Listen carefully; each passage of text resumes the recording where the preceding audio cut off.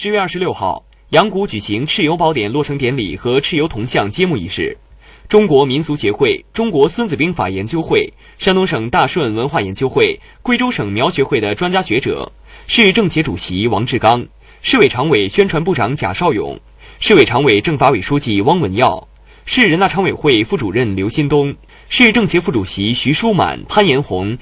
市政府党组成员特邀咨询张延安以及部分市老领导、军分区领导出席典礼仪式。市委常委、宣传部长贾绍勇在铜像揭幕仪式上致辞。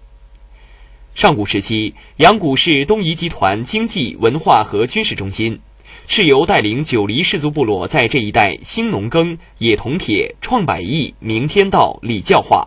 为中华早期文明的形成做出了杰出贡献，使阳谷成为中国农耕文明的重要发源地。经过2次全国性蚩尤文化研讨会的论证，确认阳谷是蚩尤首集中所在地，为东夷之都。